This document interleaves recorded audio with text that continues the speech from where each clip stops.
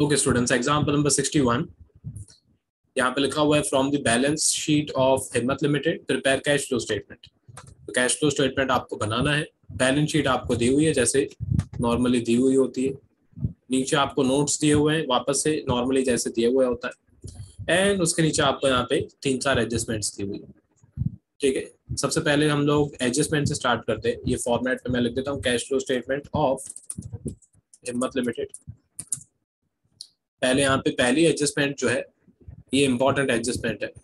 यहाँ पे लिखा हुआ है कंटिजेंट लायबिलिटी। कंटिजेंट लायबिलिटी का मतलब होता है ऐसी लायबिलिटी जो आगे जाके पे करनी पड़ सकती है। इस पे प्रपोज्ड डिविडेंड आपको दिया हुआ है। रूल्स में एंड ऑपरेटिंग एक्टिविटीज में मैं पहले भी समझा चुका हूँ ये वाली पॉइंट, पर मैं वापस से एक बार रिपीट करता हूँ।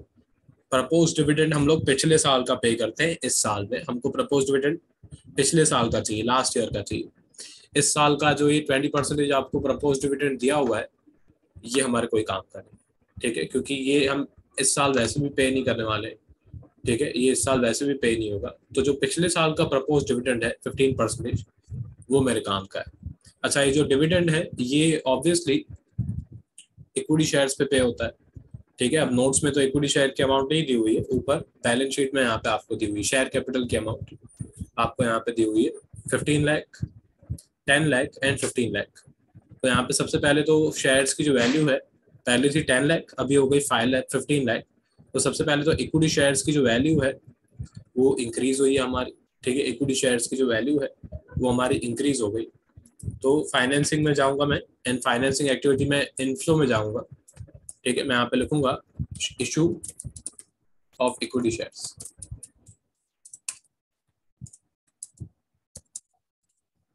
ठीक है, यहाँ पे जो अमाउंट है इशू ऑफ इक्विटी शेयर्स में, अमाउंट पे मैं लिखूंगा 5 लाख रुपीज। इसका डिविडेंड जो है उसके भी दो इफेक्ट्स होंगे। ठीक है, इसका जो डिविडेंड है उसके दो इफेक्ट्स होंगे। सबसे पहले तो डिविडेंड की जो अमाउंट है, जो डिविडेंड का परसेंटेज है वो 15% वाला हमारे काम का है। 20% हमारा काम का नहीं, क्योंकि वो नेक्स्ट ईयर का है। ठीक है, ये जो 20% है हम नेक्स्ट ईयर पे करेंगे। ये जो 15% पिछले साल का था वो हम इस साल पे करने वाले हैं। तो ये 15% हमारे काम का है। ठीक है, अच्छा, ये 15% किस पे कैलकुलेट होता है? तो ओपनिंग वैल्यू पे कैलकुलेट होता है। उसकी कैलकुलेशन मैं यहाँ पे साइड में लिख देता हूँ, या चलो मैं नीचे लिख देता हूँ। ठीक है, नीचे लिख देता हूँ मैं। यहाँ पे मैं लिख देता हूँ डिविडेंड या प्रपोज डिविडेंड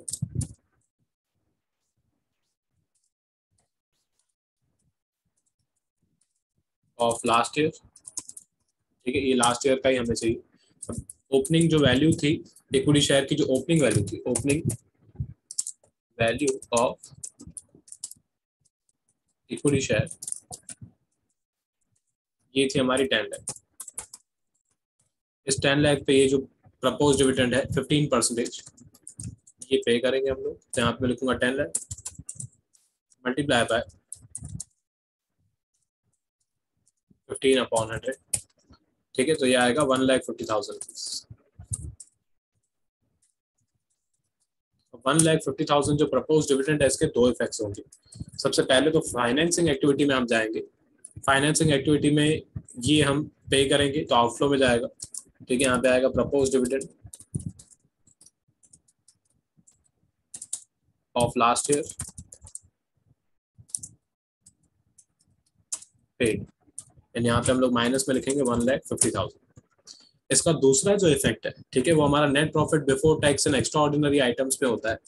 ठीक है, ये वाइवा वगैरह में पूछ सकते हैं क्वेश्चन। यहाँ पे net profit before tax and extra ordinary items में हम 2-3 चीजें प्लस करते हैं। अभी तो चैप्टर का एंड होने वाला है, तो अभी तक आपको याद हो जाना चाहिए। यहाँ पे प्रपोज डिविडेंड पिछले साल का, provision for tax current year का आता है। इंटरिम डिविडेंड यहाँ पे जो हमने पे किया ड्यूरिंग द ईयर वो यहाँ पे आता है। ठीक है, एक्स्ट्रा ऑर्डिनरी आइटम्स, अगर कोई loss by fire, loss by earthquake वगैरह हो गया, वो भी हम यहाँ पे ऐड वगैरह करते हैं। ठीक है, ट्रांसफर टू रिजर्व भी यहाँ पे ऐड करते हैं। तो ये कुछ पॉसिबल अमाउंट्स हैं जो यहाँ पे आती है। ठीक है, उसमें से प्रपोज डिविडेंड एक अमाउंट है।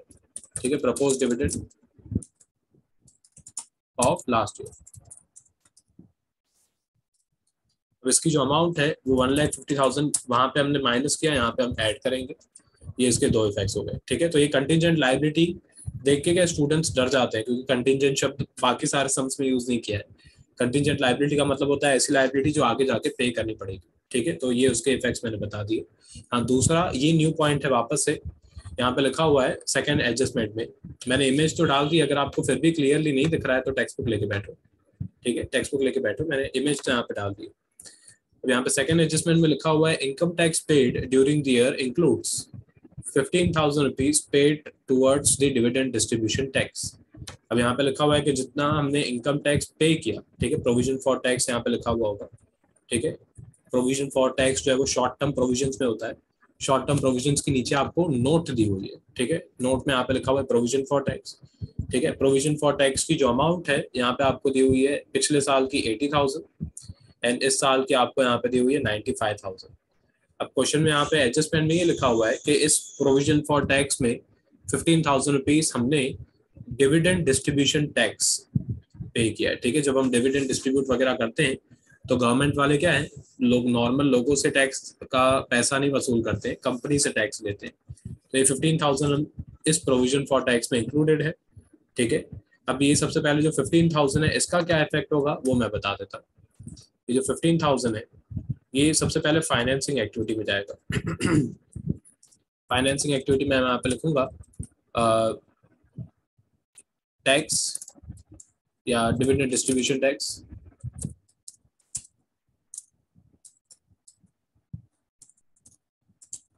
Dividend distribution tax and outflow में जाएगा, सॉरी। ठीक है, आउटफ्लो में जाएगा, यहाँ पे मैं आउटफ्लो में लिख देता हूँ डिविडेंड डिस्ट्रीब्यूशन टैक्स एंड जितना हमने पे किया है 15,000 वो मैं यहाँ पे माइनस करूँगा।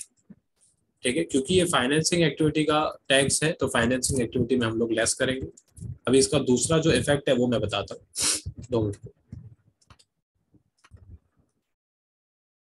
ठीक है, अब ध्यान दो, यहाँ पे ना प्रोविजन फॉर टैक्स जो दिया हुआ है इसमें कोई एडजस्टमेंट नहीं दी हुई है। मैं कंटिन्यू कर रहा हूँ कि डिविडेंड डिस्ट्रीब्यूशन टैक्स का क्या करेंगे। अब ये प्रोविजन फॉर टैक्स की अमाउंट ये रही, इसको मैं सर्कल कर देता हूँ, हाईलाइट कर देता हूँ। पिछले साल का है 80,000 एंड करंट ईयर का है 95,000। अब अगर कोई एडजस्टमेंट नहीं दी हुई होती है तो पहले मैंने अकाउंट बना के भी आपको सिखाया हुआ है, पर अभी मैं अकाउंट नहीं बना रहा हूँ। क्या करते हैं हम लोग, जब हमारी प्रोविजन फॉर टैक्स की एडजस्टमेंट नहीं दी हुई होती है तो हम अज्यूम करते हैं कि जो 31,320 का डिविडेंड है, सॉरी प्रोविजन फॉर टैक्स है, वो हमने पे किया होगा। तो ये जो 80,000 है ये हमने पे किया होगा और ये जो 95,000 है ये करंट ईयर का प्रोविजन फॉर टैक्स होगा। ठीक है, तो इसके इफेक्ट्स जो है वो ध्यान से समझो। सबसे पहले ये जो 80,000 है ये हमारा ऑपरेटिंग एक्टिविटी में जाता है। ठीक है, ऑपरेटिंग एक्टिविटी में एकदम एंड में यहाँ पे आता है लेस इनकम टैक्स पेड। ठीक है, अब यहाँ पे मतलब मैंने यहाँ पे लिखा भी हुआ है provision of last year less income tax refund. ठीक है, अब यहाँ पे इनकम टैक्स रिफंड तो नहीं दिया हुआ है पर दूसरा कुछ दिया हुआ है। ठीक है, अब ये 80,000 जो है हम नॉर्मली मैं यहाँ पे डायरेक्टली 80,000 माइनस में लिख देता, पर यहाँ पे 15,000 जो है वो हमने दूसरी एक्टिविटी का डिविडेंड पे किया है। ठीक है, तो 80,000 में से 15,000 तो हम माइनस कर देंगे, तो बाकी जो यहाँ पे डिफरेंस आएगा, ठीक है, 80,000 माइनस 15,000, बाकी हम लोग 65,000 रुपीज जो है वो पे करेंगे। ठीक है, यहाँ पे आएगा 65,000 रुपीज। तो ये इसके इफेक्ट है।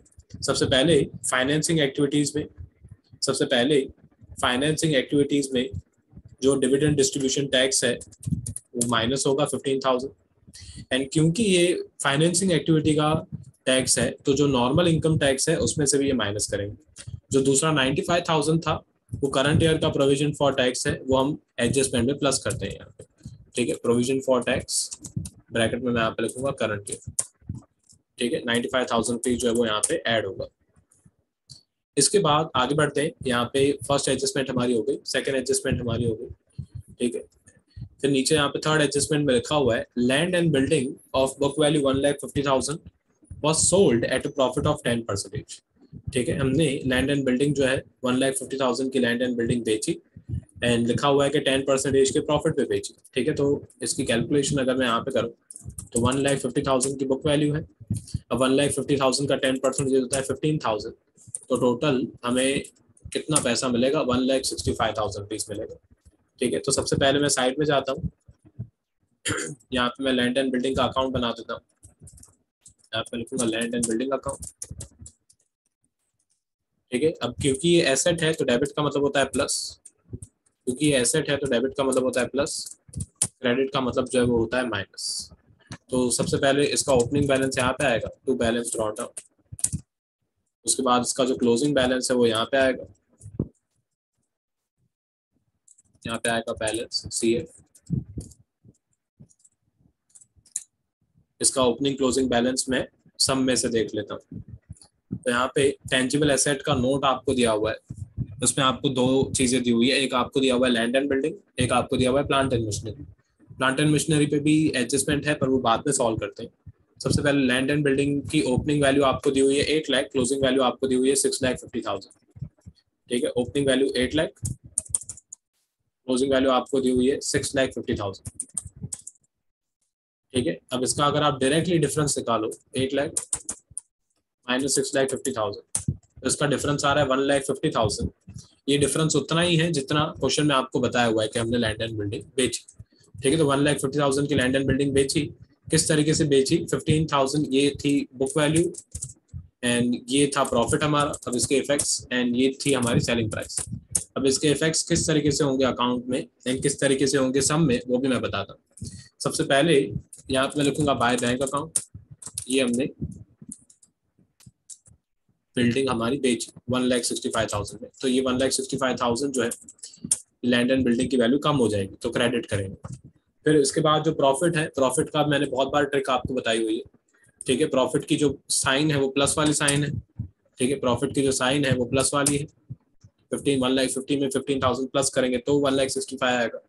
तो इसकी ट्रिक ये है कि आप प्लस वाली साइड पे लिखो, मतलब लैंड एंड बिल्डिंग में डेबिट साइड वाली प्लस वाली साइड होती है, तो प्रॉफिट की एंट्री यहाँ पे करो। वैसे अभी तक तो आपको याद हो जाना चाहिए कि अगर प्रॉफिट होता है तो हम डेबिट करते हैं एसेट अकाउंट में, लॉस होता है तो हम क्रेडिट करते हैं। पर फिर भी अगर याद नहीं रहता है तो प्लस वाला प्लस वाली साइड, माइनस वाला माइनस वाली साइड। तो यहाँ पे आएगा to profit on sale of land and building, इसकी जो अमाउंट है वो आएगी 15,000। हाँ, अब ये अकाउंट जो है मैं टैली करूंगा, इसका बैलेंस देख लेते हैं आता है कि नहीं। तो इसका क्रेडिट साइड का टोटल है 1,65,000 एंड 65, 8,15,000 एंड डेबिट साइड का टोटल 8 लाख प्लस 15,000, 8,15,000। तो इसका कोई डिफरेंस नहीं आ रहा है, अगर डिफरेंस आता तो फिर उस हिसाब से मैं, अगर क्रेडिट साइड पे डिफरेंस आता तो वो डेप्रिसिएशन होता, डेबिट साइड पे डिफरेंस आता तो वो हमने लैंड एंड बिल्डिंग खरीदी होती। अब इसके इफेक्ट, सबसे पहले ओपनिंग क्लोजिंग के कोई भी इफेक्ट्स नहीं होते। बाकी ये जो हमने लैंड एंड बिल्डिंग बेची है 1,65,000 में, ये हमारा इन्वेस्टिंग एक्टिविटी में जाएगा, ये हमारी इन्वेस्टिंग एक्टिविटी। इन्वेस्टिंग एक्टिविटी में हम इनफ्लो में लिखेंगे। ठीक है, मैं यहाँ पे लिखूंगा प्रोसीड्स फ्रॉम, थोड़ा अच्छी तरह से लिखता हूँ, proceeds from sale of land and building, and यहाँ पे मैं लिखूंगा 1,65,000 प्लस में। अच्छा, इसके बाद जो प्रॉफिट हुआ है हमारा, ठीक है, ये 115,000 का प्रॉफिट हुआ है, ये ऑपरेटिंग एक्टिविटीज में माइनस होता है। ठीक है, नॉन ऑपरेटिंग इनकम्स में ये हम माइनस करते हैं। यहाँ पे लिखूंगा profit on sale of land and building, and यहाँ पे जो 15,000 का प्रॉफिट है वो हम माइनस करेंगे। ये इसकी भी एडजस्टमेंट जो है वो हमारी सॉल्व हो गई। आगे कंटिन्यू करते हैं। अब इसके बाद लास्ट एडजस्टमेंट है, यहाँ पे दिया हुआ है सबसे पहले आपको rate of depreciation on plant and machineries 10%। अब प्लांट एंड मशीनरी की जो वैल्यू है वो आपको यहाँ पे दी हुई है। प्लांट एंड मशीनरी की जो ओपनिंग वैल्यू है, यहाँ पे साइड में यहाँ पे लिख देता हूँ, प्लांट एंड मशीनरी की जो ओपनिंग वैल्यू आपको दी हुई है वो है 4 लाख रुपीज। ठीक है, ये रही प्लांट एंड मशीनरी, ये प्लांट एंड मशीनरी की ओपनिंग वैल्यू है 4 लाख, क्लोजिंग वैल्यू है 3,60,000। ठीक है, तो यहाँ पे मैं लिखूंगा closing value equals to rupees 3,60,000। हाँ, अब इसकी जो वैल्यू है वो कम हो गई, पहले थी 4 लाख, अभी हो गई 3,60,000। ठीक है, तो 40,000 रुपीज इसकी वैल्यू कम हो गई। पर इसमें यहाँ पे लिखा हुआ है कि ये जो 10% कम हुआ ये डेप्रिसिएशन का कम हुआ है। ठीक है, तो 4 लाख का अगर आप मतलब डायरेक्टली यहाँ पे लिखो 4 लाख का 10%, तो वो 40,000 ही आएगा। ठीक है, तो यहाँ पे अच्छी तरह से मेंशन किया हुआ है कि जो 40,000 रुपीज कम हो गया, ये जो 40,000 रुपीज कम हो गया, ये 40,000 जो है वो डेप्रिसिएशन है। ठीक है, ये 40,000 जो कम हो गया ये डेप्रिसिएशन है।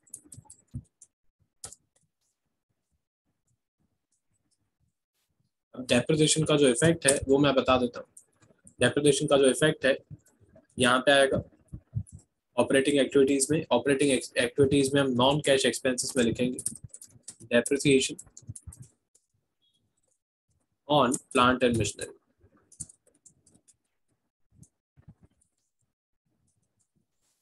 सपोज करो ये एडजस्टमेंट नहीं दी हुई होती, ठीक है, सपोज करो अगर ये एडजस्टमेंट जो है वो नहीं दी होती तो भी ये जो 40,000 है मैं डेप्रिसिएशन ही अज्यूम करता। इसके भी रूल्स मैं पहले भी आपको समझा चुका हूँ। इन्वेस्टिंग एक्टिविटीज के टाइम पे लैंड एंड बिल्डिंग में अगर कुछ नहीं दिया हुआ होता है तो क्या अज्यूम करते हैं, ठीक है, अगर लैंड एंड बिल्डिंग की वैल्यू बढ़ जाती है तो हम अज्यूम करते हैं कि खरीदी होगी। किसी भी एसेट की वैल्यू इंक्रीज होती है तो हम अज्यूम करते हैं कि हमने खरीदा होगा। पर 2-3 रूल्स जो है वो कुछ चीज़ों के लिए अलग होते हैं। फॉर एग्जाम्पल अगर लैंड एंड बिल्डिंग की वैल्यू कम होती है तो हम ऐसा अज्यूम नहीं करते हैं कि डेप्रिसिएशन है। लैंड एंड बिल्डिंग की वैल्यू अगर कम होती है तो हम अज्यूम करते हैं कि हमने लैंड एंड बिल्डिंग को बेचा है। पर प्लांट एंड मशीनरी में उल्टा होता है। प्लांट एंड मशीनरी में अगर उसकी वैल्यू कम होती है तो हम अज्यूम करते हैं कि उसका डेप्रिसिएशन है, ठीक है। तो ये 2-3 चीजें हैं जो आपको याद रखनी है। ऑब्वियसली पहले भी मैं समझा चुका हूँ। अब सबसे पहले ये इसका इफेक्ट मैंने यहाँ पे कंप्लीट कर दिया एंड सारी एडजस्टमेंट जो है वो हमारी कंप्लीट हो गई। अब इसके बाद है ना सिर्फ देख के लिखने वाली जो पॉइंट्स है वो बाकी, ठीक है, वो भी मैं करवाता हूँ। देख के लिखने वाली जो पॉइंट्स है उस पर आ जाते हैं। सबसे पहले यहाँ पे आपको दिया हुआ है शेयर कैपिटल, वो हमारा हो चुका है, ठीक है, शेयर कैपिटल जो है वो हमारा हो चुका है, ठीक है। उसके बाद आपको यहाँ पे दिया हुआ है रिजर्व्स एंड सरप्लस, ठीक है। रिजर्व्स एंड सरप्लस में आपको surplus in balance of profit and loss दिया हुआ है। इसकी ओपनिंग वैल्यू आपको यहाँ पे दी हुई है 6 लाख, क्लोजिंग आपको दी हुई है 7,50,000। तो हम नेट प्रॉफिट बिफोर टैक्स में इसके इफेक्ट्स कर देते हैं। क्लोजिंग वाला आपको दिया हुआ है 7,50,000। 7,50,000 में से जो 6 लाख है वो हम माइनस करते हैं। मैं एक बार वापस से चेक कर लेता हूँ। 7 लाख आपको यहाँ पे दिया हुआ है, 6 लाख दिया हुआ है एंड 7,50,000 सही दिया हुआ है, ठीक है। तो इसके जो इफेक्ट्स हैं 7,50,000 में से 6 लाख जो है वो हम माइनस करेंगे तो बाकी 1,50,000 यहाँ पे आएगा। अभी भी net profit before tax and extra ordinary items को टैली नहीं करना है। दूसरी पॉइंट आपको यहाँ पे दी हुई है नॉन करंट लायबिलिटीज। इसकी नोट आपको दी हुई है, देख यहाँ पे साइड में लिखा हुआ है ना नंबर, मतलब नोट दिया हुआ है। तो नोट में नीचे यहाँ पे सबसे पहले लॉन्ग टर्म बोरोइंग्स दी हुई है। लॉन्ग टर्म बोरोइंग्स में आपको लिखा हुआ है कि 2,000 debentures, 10% debentures of 100 rupees each. अब इसकी जो अमाउंट है वो आप देखोगे तो 31/3/2020 में इसकी अमाउंट आपको दी हुई है 2 लाख रुपीज एंड 31 मार्च 2021 में इसकी अमाउंट दी हुई है 0 रुपीज। इसका मतलब है कि हमने 2 लाख रुपए के जो डिबेंचर्स हैं वो रिडीम किए, ठीक है, क्योंकि पहले 2 लाख रुपए के डिबेंचर्स थे, अभी 0 रुपीज के डिबेंचर्स हो गए। तो 2 लाख रुपए के जो डिबेंचर्स हैं वो हमने रिडीम कर दिए। तो फाइनेंसिंग एक्टिविटीज में जाएंगे। फाइनेंसिंग एक्टिविटीज में मैं आउटफ्लो में जाऊंगा, मैं यहाँ पे लिखूंगा डिबेंचर्स रिडीम्ड या रिडम्पशन ऑफ डिबेंचर्स एंड इसमें अमाउंट में मैं लिखूंगा 2 लाख रुपीज। हाँ, अब इस पे इंटरेस्ट का जो परसेंटेज दिया हुआ था आपको, ठीक है, ध्यान दो, इस पे इंटरेस्ट का जो परसेंटेज है वो आपको दिया हुआ था 10%, ठीक है। यहाँ पे लिखा हुआ था कि ये हमारे पास 10% के जो डिबेंचर्स थे। अब ये डिबेंचर्स जो है 2 लाख रुपीज के आपको दिए हुए थे, ठीक है। ये 2 लाख रुपीज के डिबेंचर्स, क्वेश्चन में यहाँ पे इसकी कोई डेट आपको नहीं दी हुई, ठीक है। क्वेश्चन में आपको ये नहीं बताया हुआ है कि ये डिबेंचर्स हमने कब रिडीम की। तो मैं ऐसा अज्यूम करूंगा कि साल के स्टार्टिंग में ही रिडीम कर दी, ठीक है, मतलब कोई भी इंटरेस्ट की अमाउंट इस पे नहीं करेंगे, ठीक है। यहाँ पे मैं ये नोट पे लिख देता हूँ, ठीक है, ये मैं नोट भी यहाँ पे लिख देता हूँ नीचे। Note, no interest will be paid on debentures because we will assume that the debentures are redeemed on the starting of the year, ठीक है। तो उस पर जो कोई भी इंटरेस्ट हम पे नहीं करेंगे। चलो ये हो गया। इसके बाद इसमें ही आपको नीचे बैंक लोन दिया हुआ है, ठीक है। बैंक लोन की वैल्यू पहले थी 0 रुपीज, अभी हो गई 1 लाख रुपीज। तो बैंक लोन की वैल्यू 1 लाख रुपीज इंक्रीज हो गई, मतलब हमने बैंक लोन लिया होगा। बैंक लोन लेंगे तो पैसे मिलेंगे, ठीक है। यहाँ पे लिखूंगा बैंक लोन टेकन एंड उसमें मैं यहाँ पे लिखूंगा 1 लाख रुपीज, ठीक है। बैंक लोन पहले था 0, अभी हो गया 1 लाख, मतलब हमने 1 लाख रुपए का बैंक लोन लिया होगा। फिर शॉर्ट टर्म प्रोविजन हो चुका है, ठीक है। यहाँ पे लॉन्ग टर्म बोरोइंग्स के नीचे करंट लायबिलिटीज में ट्रेड पेएबल दिया हुआ है, ठीक है। ट्रेड पेएबल जो है वो वर्किंग कैपिटल में आता है। ट्रेड पेएबल्स की वैल्यू पहले थी 1,10,000, अभी ट्रेड पेबल्स की वैल्यू हो गई 1 लाख, 10,000 रुपीज कम हो गई। अब करंट लाइबिलिटी में सीधा इफेक्ट होता है। करंट लाइबिलिटी की अगर वैल्यू डिक्रीज होती है तो हम माइनस ही करते हैं। ठीक है, मैं यहाँ पे लिखूंगा ट्रेड पेबल्स। ट्रेड पेबल्स में मैं यहाँ पे माइनस में लिखूंगा 10,000 रुपीज। इसके बाद आपको नीचे करंट लाइबिलिटी के नीचे शॉर्ट टर्म प्रोविजन दिया हुआ है, पर वो हम सॉल्व कर चुके हैं। प्रोविजन फॉर टैक्स वो सॉल्व हो चुका है। ठीक है, उसके नीचे आपको यहाँ पे एसेट्स में सबसे पहले दिया हुआ है टेंजिबल एसेट। टेंजिबल एसेट में दो चीजें थी, एक था लैंड एंड बिल्डिंग एंड एक था प्लांट एंड मशीनरी। दोनों ही चीजें सॉल्व हो चुकी हैं, दोनों ही चीजें सॉल्व हो चुकी हैं। ठीक है, उसके बाद नीचे आपको यहाँ पे इंटेंजिबल एसेट में बैलेंस शीट में इंटेंजिबल एसेट में दिया हुआ है गुडविल। अब गुडविल की वैल्यू पहले थी 2 लाख रुपीज, अभी गुडविल की वैल्यू हो गई 1,80,000 रुपीज। गुडविल की वैल्यू 20,000 रुपीज कम हो गई। ठीक है, गुडविल की वैल्यू कम हो जाती है तो हम उसे बोलते हैं अमोर्टाइजेशन। तो ये हम कैश फ्लो में नॉन ऑपरेटिंग एक्सपेंसेस में ऐड करते हैं। ठीक है, मैं यहाँ पे लिखूंगा अमोर्टाइजेशन या रिटर्न ऑफ गुडविल। ठीक है, अमोर्टाइजेशन ऑफ गुडविल। ठीक है, उसकी जो अमाउंट है वो यहाँ पे आएगी 20,000 रुपीज। चलो ये हो गया। इसके बाद आपको नीचे नॉन करंट इन्वेस्टमेंट्स दी हुई है। वापस से नॉन करंट इन्वेस्टमेंट्स की वैल्यू आप देखोगे तो पहले दी हुई थी 0 रुपीज एंड अभी दी हुई है 6 लाख रुपीज। मतलब नॉन करंट इन्वेस्टमेंट्स की वैल्यू 6 लाख रुपीज बढ़ गई। अब करंट नॉन करंट इन्वेस्टमेंट्स की वैल्यू बढ़ गई मतलब हमने इन्वेस्टमेंट्स खरीदी होगी, इन्वेस्टमेंट खरीदी होगी इसीलिए तो इन्वेस्टमेंट्स बढ़ी है। ठीक है, तो मैं यहाँ पे लिखूंगा purchase of non current investments and इसमें अमाउंट जो है वो माइनस में जाएगी 6 लाख रुपीज। ये भी हो गया। मतलब अभी एडजस्टमेंट सॉल्व करने के बाद सिर्फ मैच द फॉलोइंग करनी होती है आपको। स्टूडेंट्स बोलते हैं पता नहीं कितना टिपिकल चैप्टर है। टिपिकल नहीं बोलूंगा मैं, इजी है, लेंथी है, मैं ऐसे बोलूंगा लेंथी है पर इजी है। इसमें मैच द फॉलोइंग कर रहे हैं हम लोग, 2-3 एडजस्टमेंट सॉल्व करने के बाद मैच द फॉलोइंग करनी है खाली।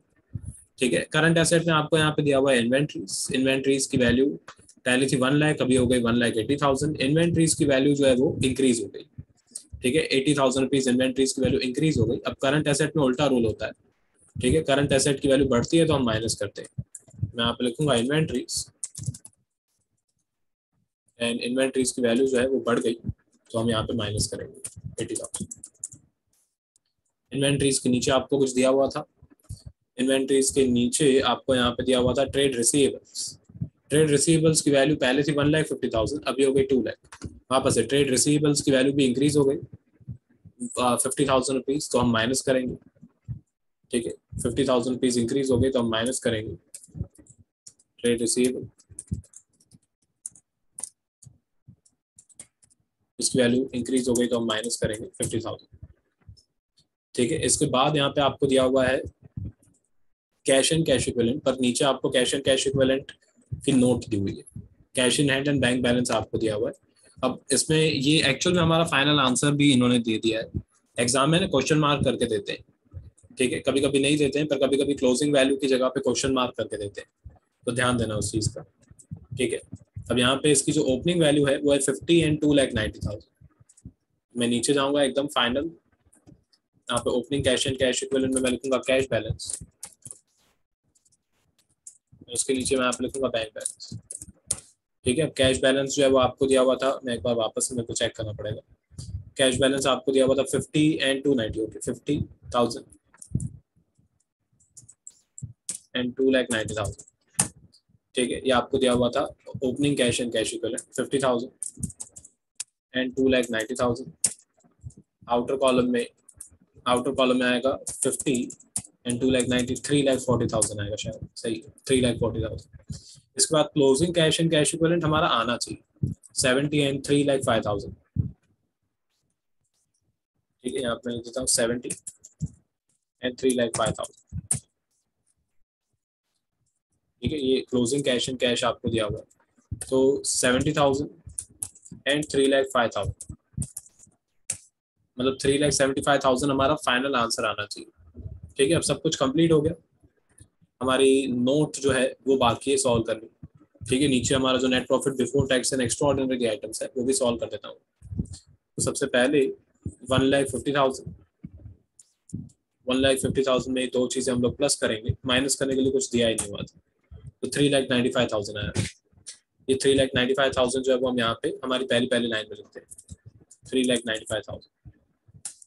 ठीक है। इसके बाद यहाँ पे ये 40,000 एंड ये 20,000 में से ये जो 15,000 है माइनस करेंगे तो ये आ रहा है 45,000। ठीक है। अब हमारा ये एक्चुअल में ये यहाँ पे होना चाहिए। ठीक है, चलेगा कोई। अब यहाँ पे 3,95,000 में ये 45,000 प्लस करेंगे तो आया 4,40,000। ये operating profit before working capital changes. फिर वर्किंग कैपिटल चेंजेस में 3 अमाउंट्स हैं और तीनों के तीनों माइनस में। ठीक है, 10,000 -80 -50 -1,40,000। ठीक है, वापस से यहाँ पे हाईलाइट होना चाहिए। अब ये 4,40,000 में से हम 1,40,000 माइनस कर देंगे तो यार है 3 लाख। फिर 3 लाख में से 65,000 जो है वो हम इनकम टैक्स पे करेंगे, बाकी इसका आंसर है 2,35,000 रुपीज। इसको कहीं पे भी ट्रांसफर नहीं करना होता है। उसके बाद इन्वेस्टिंग पे आ जाते हैं। इन्वेस्टिंग में एक प्लस में एक ही अमाउंट है 1,65,000, माइनस में एक ही अमाउंट है 6 लाख। ठीक है तो इसका आंसर माइनस में आएगा। 1,65,000 में से 6 लाख माइनस करेंगे तो -4,35,000 आ रहा है। अच्छा, फाइनेंसिंग में 5 lakh and 1 lakh 6 lakh rupees plus में है। ठीक है, एंड माइनस में 3 अमाउंट्स है 1,50,000, 15 एंड 2 लाख। ठीक है, अब इसकी अमाउंट जो है वो यहाँ पे 6 लाख में से 3,65,000 माइनस करेंगे तो 2,35,000 आ रहा है। हाँ, अब तीनों की एक्टिविटीज जो है नेट इंक्रीज या डिक्रीज में देखूंगा तीनों एक्टिविटीज में कितना है। ऑपरेटिंग का आंसर ये रहा 2,35,000।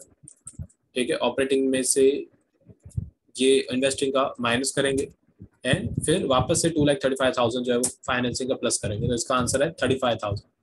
ठीक है, अब 3,40,000 में 35,000 जो है वो प्लस करने के बाद 3,75,000 आना चाहिए। परफेक्टली आ रहा है, मतलब हमारा सम एकदम सही सॉल्व हुआ। ठीक है, मतलब ये आंसर जो है मैच होना चाहिए। एक्चुअल में हमको फाइनल आंसर पहले से ही दे देते हैं। अब मैं पूरा एक बार स्क्रॉल कर देता हूँ। ये एग्जाम्पल 61 था, इसके बाद एग्जाम्पल 62 भी मैं करवाऊंगा।